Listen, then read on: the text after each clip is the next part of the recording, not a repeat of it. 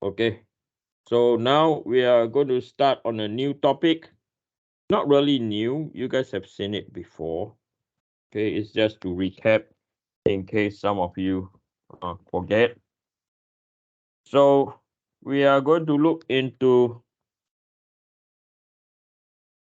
centric,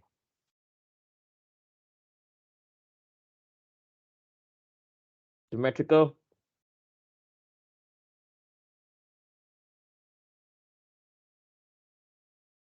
pure bending.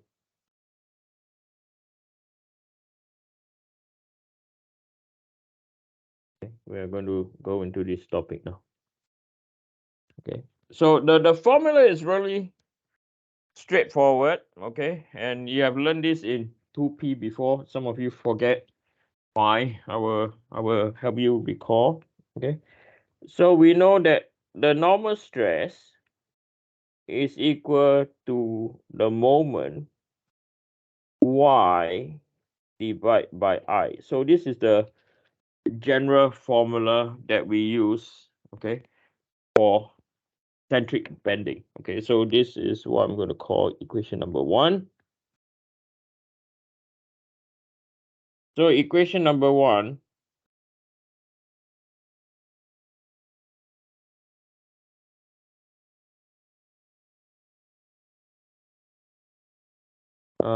is for centric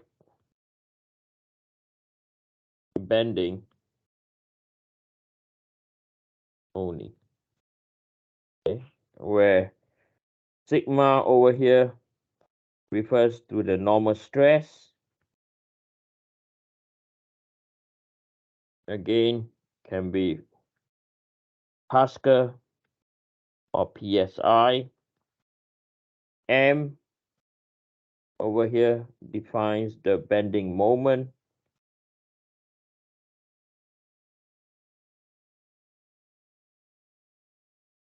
And this is in Newton meter or pound inch. And Y is the distance from the centroid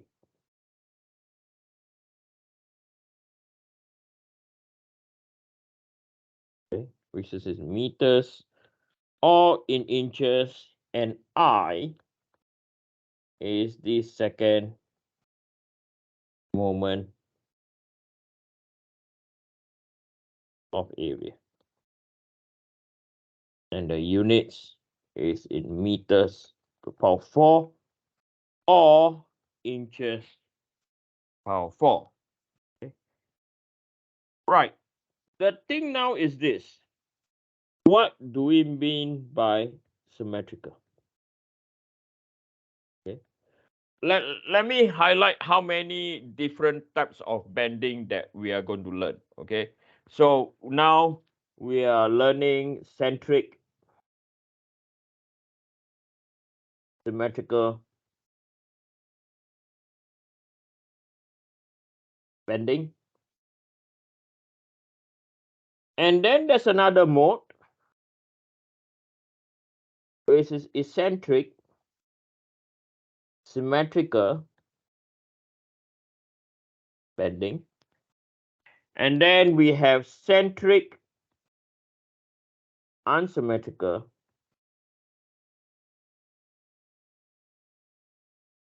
bending.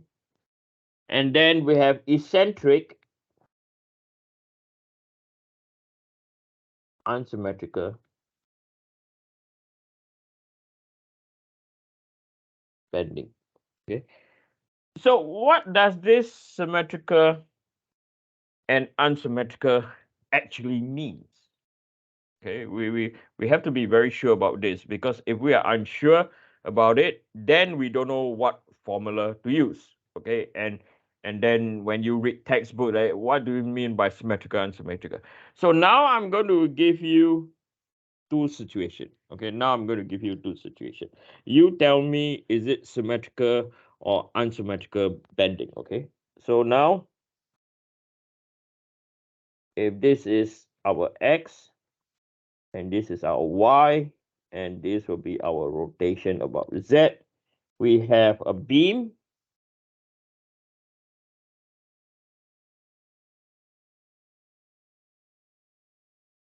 Okay, that is simply supported.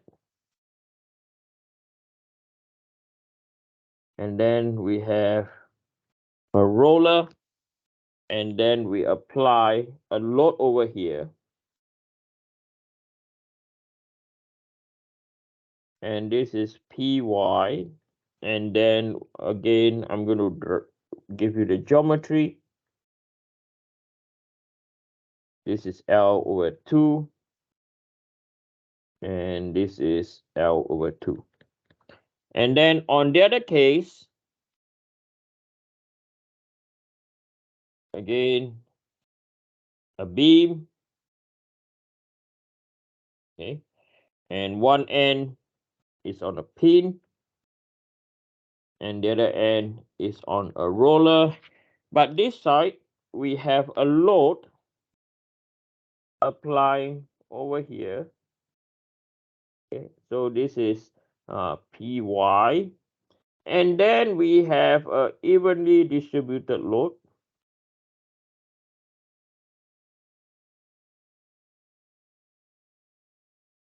This is omega, omega. And the units for omega is Newton per meter. And we have the distance now from here to here is L over 2, and the distance from here to here, L over 4. Okay. Right. Can anyone tell me which one is symmetrical, will generate symmetrical bending, and which one will generate unsymmetrical bending? The left-hand side or the right-hand side? Anyone? Or you can type your answer, Is it the left or the right? Come on, we are going to do active learning now. Come on. Anyone? Left. Okay, so I only have one taken on the left. That is the symmetrical bending. Anyone want to do the right? That's symmetrical bending. I think the one on the left is symmetrical, the one on the right is non-symmetrical. Okay. So Lee is correct and wrong also. Okay. Both left and right are symmetrical bending. Okay. So you will say, Eugene, the reason why Lee and Zach choose the left, because they just look at the forces and the geometry. Okay, why do they do that? If I were to draw a green axis YY over here, right? They define, or I also did this when I was on the undergrad. Okay, I assume if I draw a vertical line YY, right? And if we were to draw the reaction force over here, this is Py over 2, and over here is Py over 2, right? The left and right, based on geometry and based on loading, is symmetrical about the YY axis. Okay. Now, if I draw a YY axis over here, on the right hand side, it's not symmetrical. Okay. But that is not the case. Okay. So I will write down here, right? I will write down here both cases.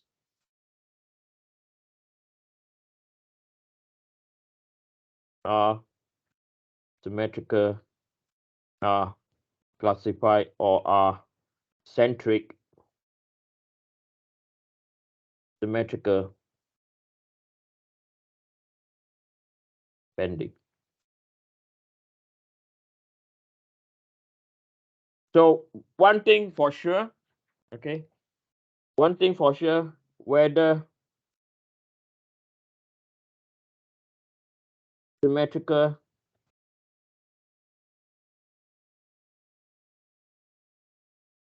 or unsymmetrical,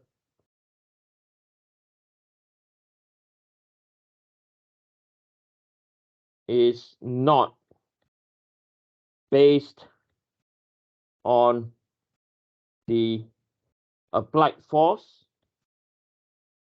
or the applied loads and longitudinal dimension, okay, dimension of the structure.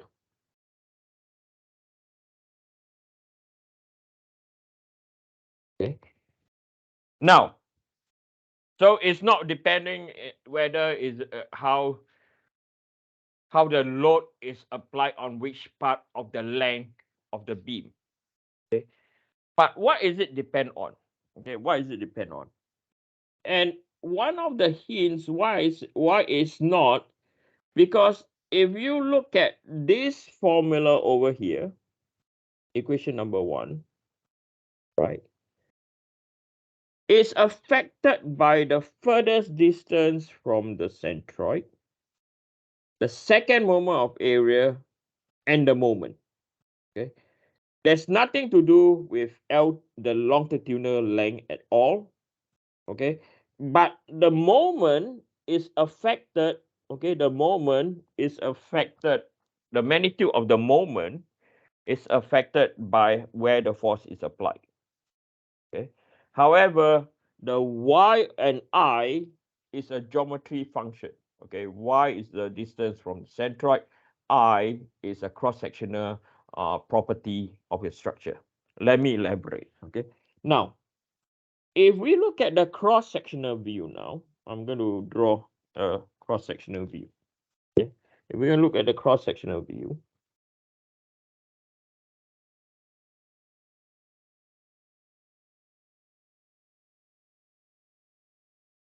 now our transformation is like this now. Okay.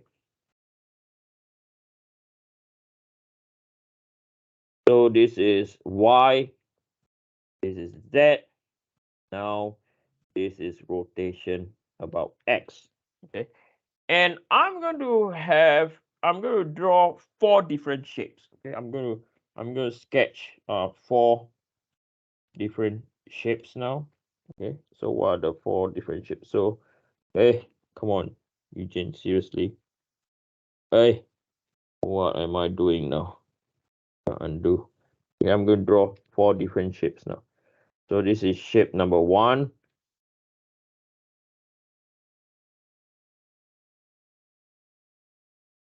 Okay, so this is shape number 1, and then I'm gonna have my shape number 2,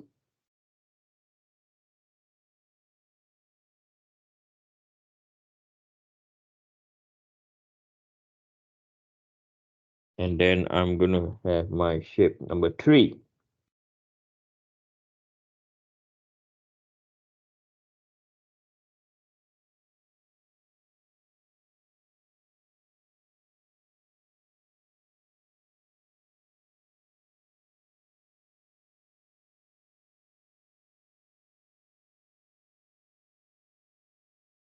Okay, so shape number 1, shape number 2, and shape number 3.